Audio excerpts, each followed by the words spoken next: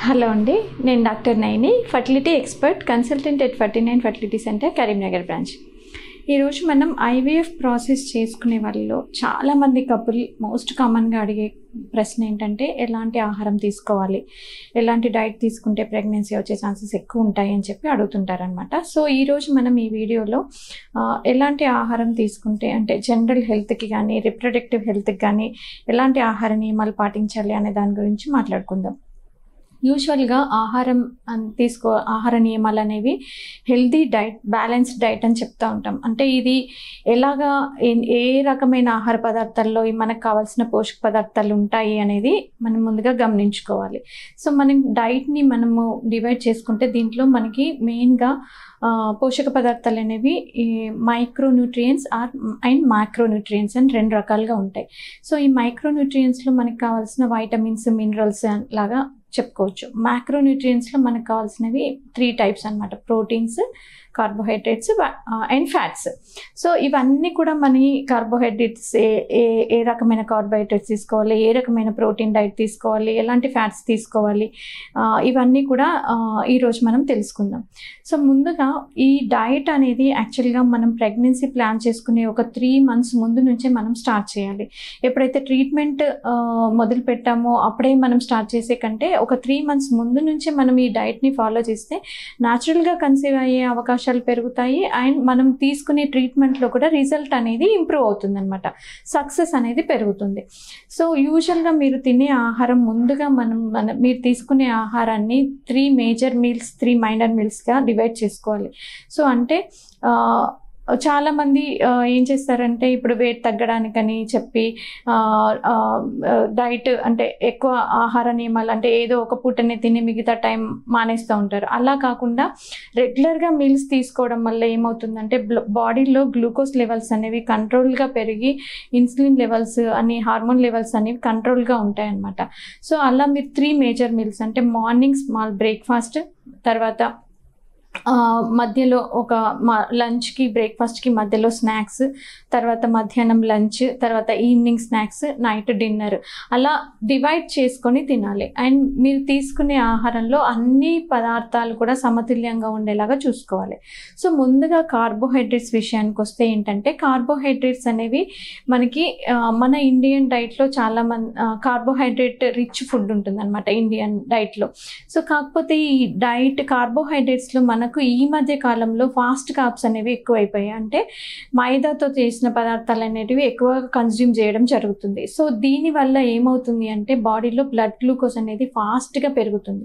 So అలా ఫాస్ట్గా పెరగడం వల్ల దాన్ని కంట్రోల్ చేయడానికి మన బాడీలో ప్యాంక్రియాస్ అనే ఒక గ్రంథి ఇన్సులిన్ అనే హార్మోన్ని ప్రొడ్యూస్ చేస్తుంది. సో ఇలా ఎక్కువ ఇన్సులిన్ని ప్రొడ్యూస్ చేయడం వల్ల ఆ కండిషన్ హైపర్ ఇన్సులినీమియా అని అవుతుంది. సో ఇలాంటి కండిషన్స్లో మనకి హార్మోనల్ ఇంబ్యాలెన్స్ జరిగి ఓవులేషన్కి సంబంధించిన సమస్యలు, పీసీఓకి సంబంధించిన సమస్యలు వచ్చే అవకాశం ఉంటుంది అన్నట్టు. సో మేజర్గా మనం ఈ ఫాస్ట్ కార్బ్స్ని అవాయిడ్ చేయాలి.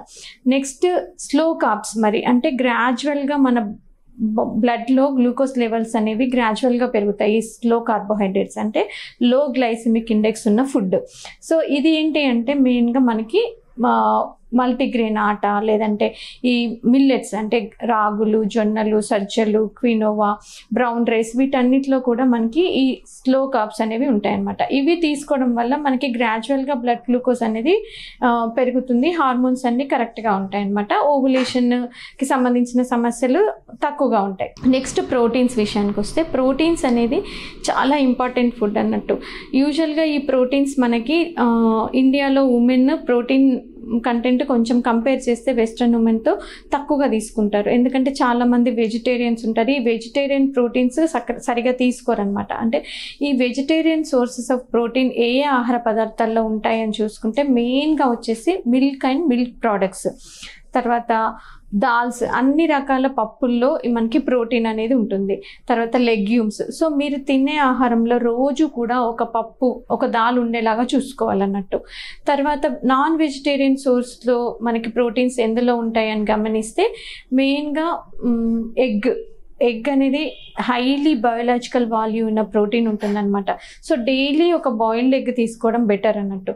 ఆ తర్వాత మీట్ కానీ, తర్వాత ఫిష్, చికెన్, వీటన్నిటిలో కూడా ప్రోటీన్ ఉంటుంది. సో నెక్స్ట్ ఈ ప్రోటీన్ కంటెంట్ కూడా మనం మన బాడీ వెయిట్కి తగ్గట్టు తీసుకోవాల్సి ఉంటుందన్నమాట. అట్లీస్ట్ ఒక 1 gram per KG body weight ప్రోటీన్ని డైలీ కన్స్యూమ్ చేయాల్సి ఉంటుంది. అంటే సపోజ్ మీ బాడీ వెయిట్ ఒక 50 kgs ఉందనుకో, అట్లీస్ట్ 50 grams ఆఫ్ ప్రోటీన్ అనేది మీరు తీసుకోవాలి డైలీ.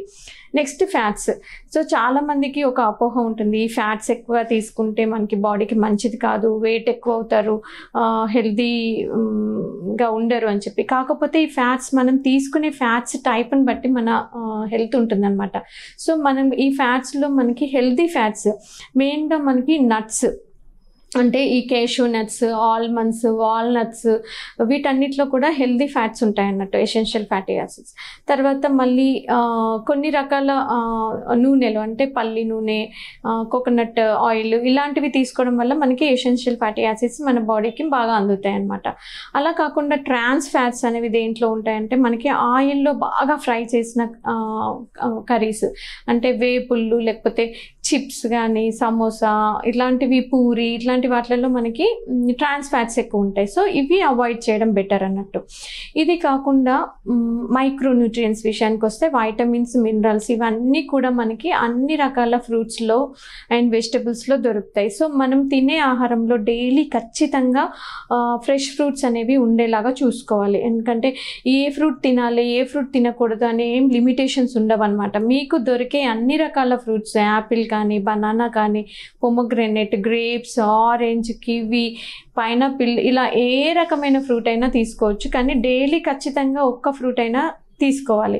ఇది కాకుండా వెజిటబుల్స్, చాలామంది అసలు వెజిటబుల్స్ సరిగ్గా తీసుకోరు. సో డైలీ ఆకుకూరలో ఏదో ఒక రకమైన ఆకుకూర ఖచ్చితంగా మీ ఆహారంలో ఉండాలన్నమాట.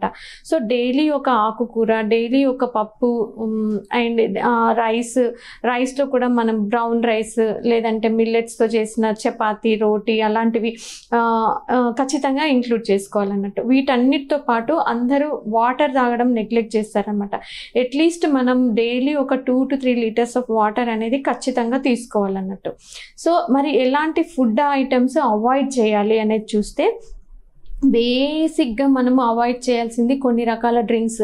ఈ డ్రింక్స్ విషయానికి వస్తే మెయిన్గా అవాయిడ్ చేయాల్సింది కార్బోనేటెడ్ డ్రింక్స్, ఏరేటెడ్ డ్రింక్స్, అంటే కూల్ డ్రింక్స్. వీటిలో ఏంటంటే షుగర్ కంటెంట్ అనేది చాలా ఎక్కువగా ఉంటుందన్నమాట. తర్వాత కెఫినేటెడ్ డ్రింక్స్, అంటే కెఫిన్ ఇంటేక్ని కూడా తగ్గించుకోవాలి. ఇది కాకుండా ఆల్కహాల్, ఈ మధ్య కాలంలో చూస్తే అండ్ మేల్ అండ్ ఫీమేల్లో ఈ ఆల్కహాల్ కన్సెప్షన్ అనేది చాలా కామన్ అయిపోయింది, ఈవెన్ ఫీమేల్స్లో కూడా. సో ఎవరైతే ప్రెగ్నెన్సీ కోసం ప్లాన్ చేస్తున్నారో, ఎస్పెషల్లీ ఫీమేల్స్, ఖచ్చితంగా ఈ ఆల్కహాల్ని అవాయిడ్ చేయడం మంచిదన్నమాట. ప్రెగ్నెన్సీ ప్లాన్ చేసుకునే ముందు అండ్ ఈవెన్ ప్రెగ్నెన్సీలో కూడా మనం ఈ ఆల్కహాల్ అనేది కంప్లీట్గా అవాయిడ్ చేయాలి.